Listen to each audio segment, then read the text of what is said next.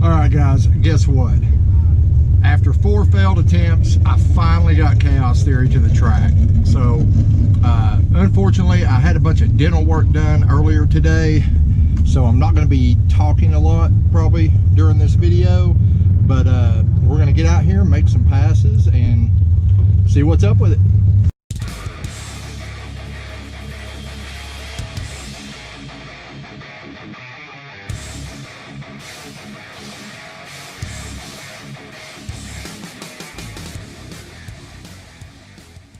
First pass, it's going to be an NA pass. Just kind of warm everything up and to see what kind of what she does with the new cam.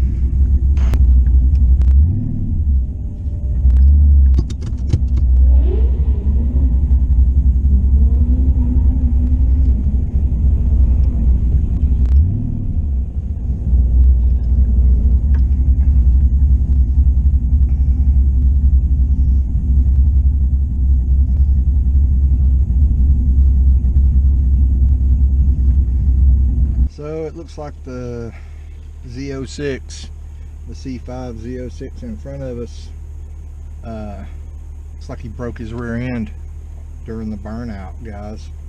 So we're sitting here while they try to get it out of there. To be honest, that's that's kind of what I'm scared of happening to this car.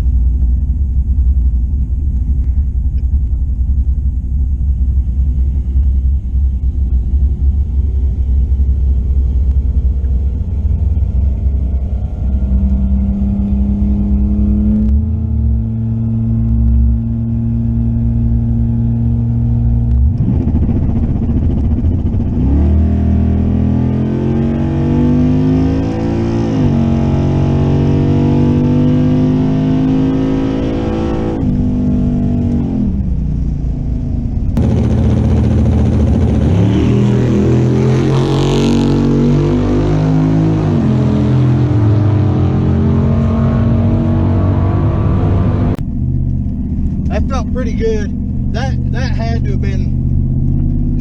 have been low 8, guys. Had to have been. It felt like it left really good.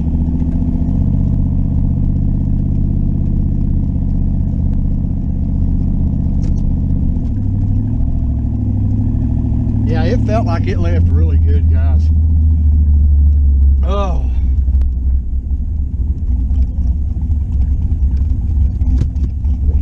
Thank you, man. Alright.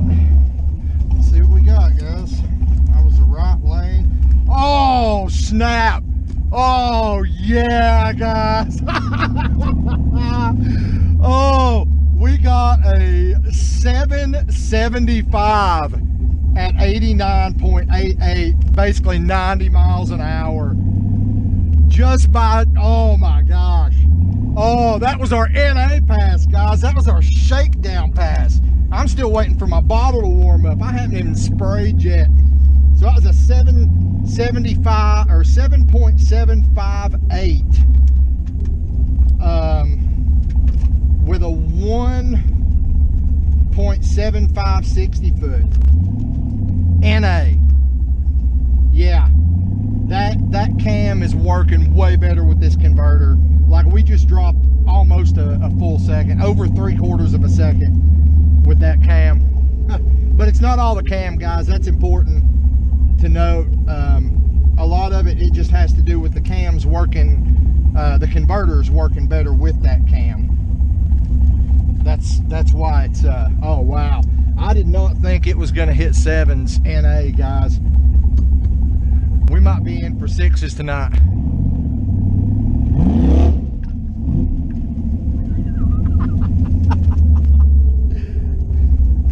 As always, we've got issues, guys. So my bottle heater is not getting hot. What it's doing, it's warming up. It's getting extremely hot, and then it's just shutting, like it's just shutting off and going cold. I checked the fuse is good. All the wiring is solid. I don't know if the element's just overheating or what, because I flipped the switch off, flipped it back on, and it's hot again right now. But my bottle's only up to 700 psi. So I don't know what it's going to be to by the time we get up here, but I can promise you it's not going to be at 1,000. So, and I've got to figure out what's going on with this heater, why it's intermediately working. Like every time it shuts off, I can turn it off, flip it back on, and it'll get hot again for a few minutes, but then it's right back off again. But my point is, I think we're jetted for like a 125 shot, but if it's only at 700 or 800 psi, it's going to be spraying more like a 75 or 100, something like that. So I don't know. We'll check it out when I get this pass done and we get back to the pits.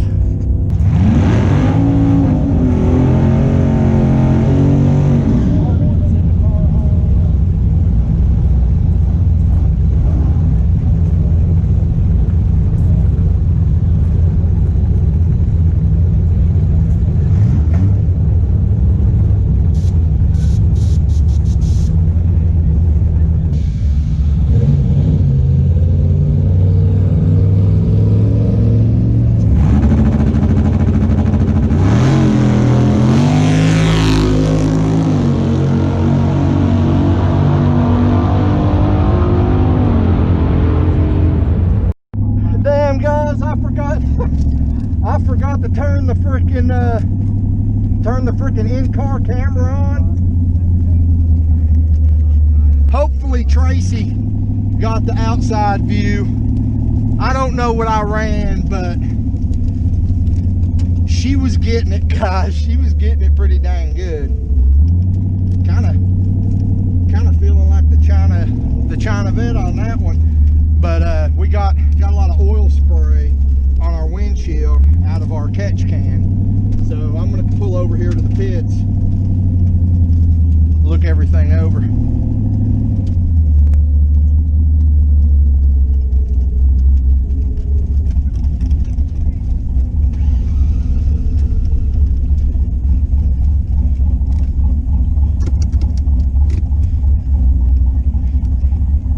See what we run, guys.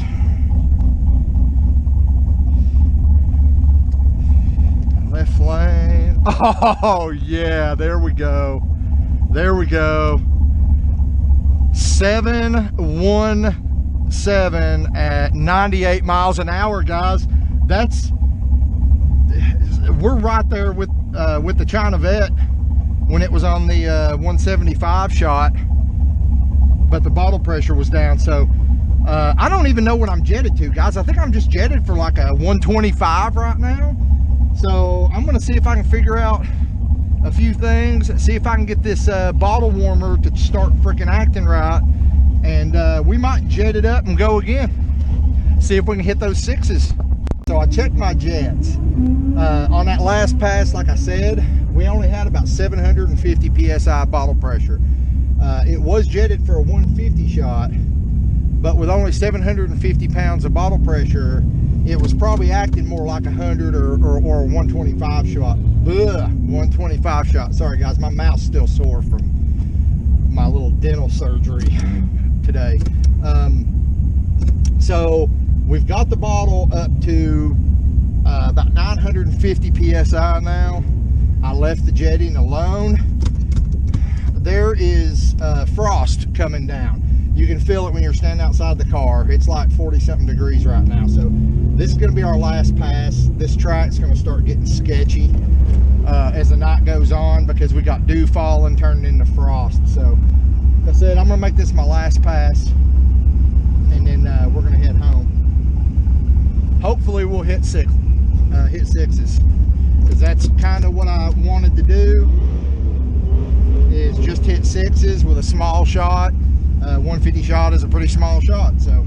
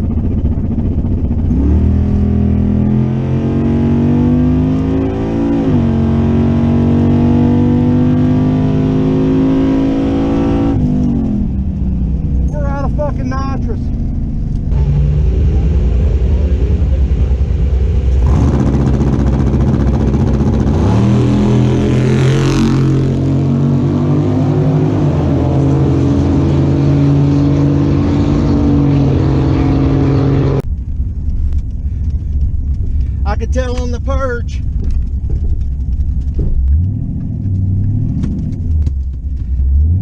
I could tell on the purge we were out of freaking nitrous, guys.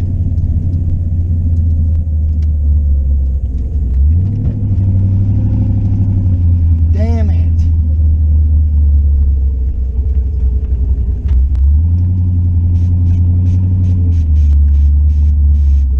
Yeah. Crap, guys.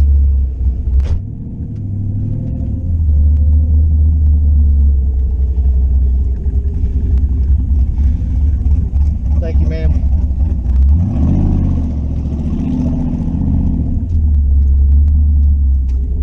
Yeah, guys, I saw when I went to purge on my third or fourth little purge hit there, I could see that there, like, it was more air, like I lost my cloud. Yep, sure enough, 774 or 773 at 90 miles an hour. That was an NA run, guys. 1760 foot. That's like almost identical to my first pass, which was an NA pass. So we only had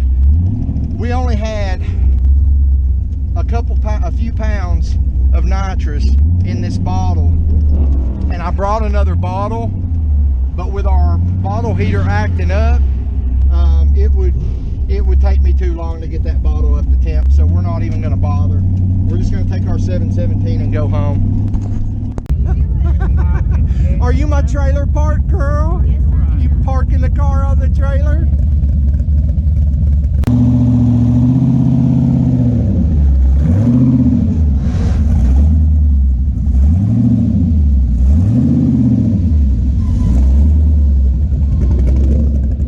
All right, going up.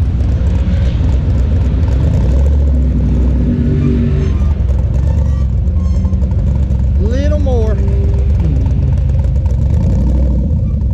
Little more. Whoa, that's good. Go up twice. Now pull the lever, go all the way up. There it is. Hit the e-brake. Shut her off. My trailer park girl. All right, guys, we are back home, and I have to say, I'm pretty happy with CC here right now. No, we didn't run our number that we wanted. We were looking for 6s. I'm going to go over briefly, you know, kind of what happened throughout the night that led to us just going ahead and leaving. But the car ran way better than I thought it was going to in a... I sincerely, I thought the car would at most run like a really low 8. Sorry, guys, fart can posse going by outside. Anyway, I thought the car would run like a really low 8. At most, I thought it might run like a 7.9 something or something NA. So when it ran the 775 and the 773, yeah, that was pretty awesome for NA runs, I think, in my opinion. No more than what's done to the car. Because again, all this is a bone stock 300 plus thousand mile 5.3 with a ton of blow by apparently, and a sloppy stage 2 cam. I mean, that is all that's done to this engine. And in case you haven't been keeping track of the Chaos Theory project here, you know, stock rear end, just with a mini spool in it, turbo 350 transmission with a shift kit. That's pretty much it, guys. So nothing spectacular. Pretty much a budget build, other than some of the suspension pieces that we've put in, you know, some of the higher end UMI stuff, and of course all the Holley stuff. But I'm pretty happy with it. The blow-by issue, guys, I talked about it in the video. Basically what's going on is I just have this valve cover coming into this vented catch can, and when I'm on the nitrous, it doesn't do an NA, but when I'm on the nitrous, it's just blowing oil residue out of this filter here, and it's just coating the windshield and everything from here back. So I think what I'm going to do, I'm going to go ahead and get another piece of hose and probably take this filter off and just screw the cap screw in there, make it a sealed setup, and just run this back up to here for the time being. I mean, what it is, guys, when we pulled this engine apart, you saw I was going to gap the rings at like 26 or something like that. And the rings, this engine had so many miles, the rings were already open past like 30 or 32 or something. So that's probably why we're getting so much excessive blow by when we're on the bottle. But it's just something we're going to have to deal with this engine. You know, when we boost it, same story. We're going to have all that blow by until we build the new engine. So it's just going to be an ongoing thing. I'm just going to try to keep the oil off the windshield because that's kind of frustrating. So on to the nitrous runs, guys. The first run, I said it in the video, but I just wanted to put this at the end. The first run, we were jetted at a 150 shot. The problem is we only had 750 pounds of bottle pressure, which means that 150 shot was probably more like 100 shot, which kind of falls in line with the number we ran. So we ran a 717 on that pass at 98 miles an hour. And again, I'm happy with that. I mean, for no more nitrous than we were using, I'm pretty happy with that.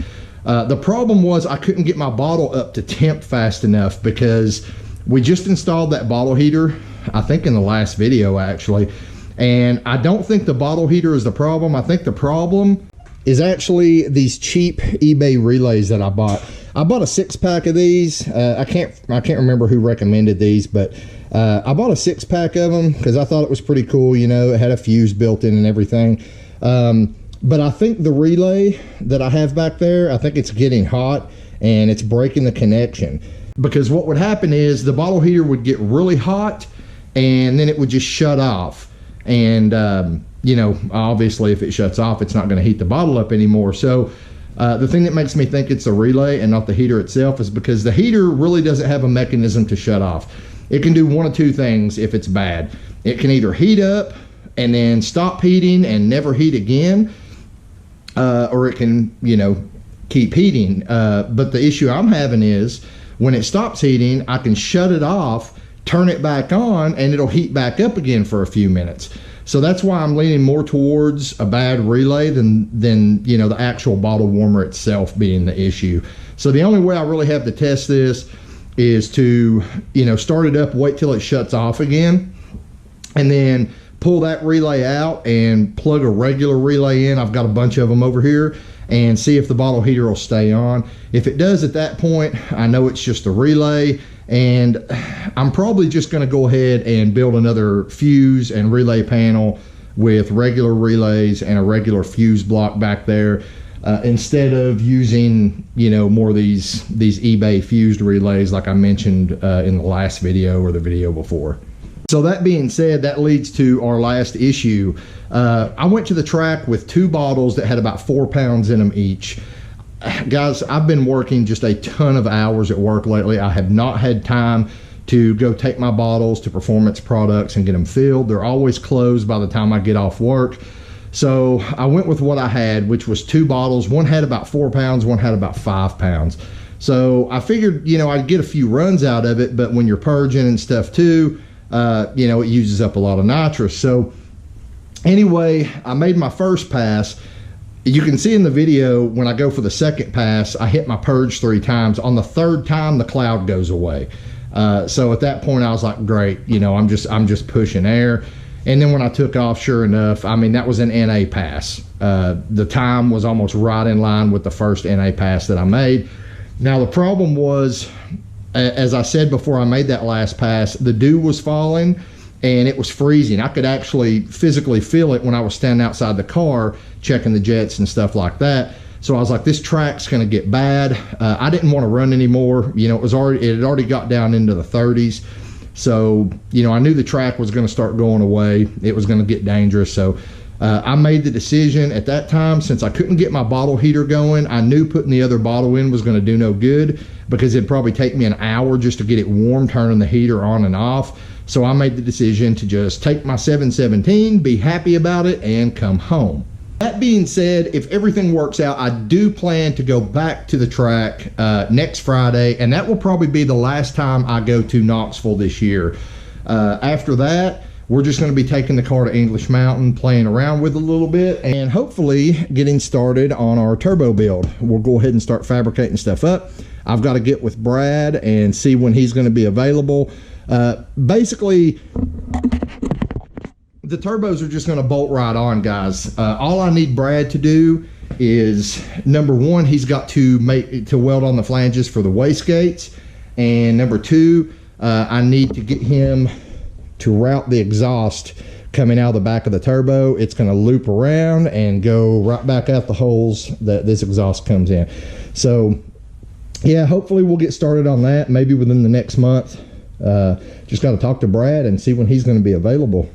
Overall, I'm really happy with the car. I'm happy with where it's at. No, it's not the fastest thing on the planet right now, but honestly, on motor, it's quite a bit faster than I thought it was going to be. So I really can't complain about that. And as far as dependability, as of today, this car is the only dependable vehicle in the driveway, guys, because we've got the China Vet. It needs a transmission. Working on that. I'm going to have an update on that real soon.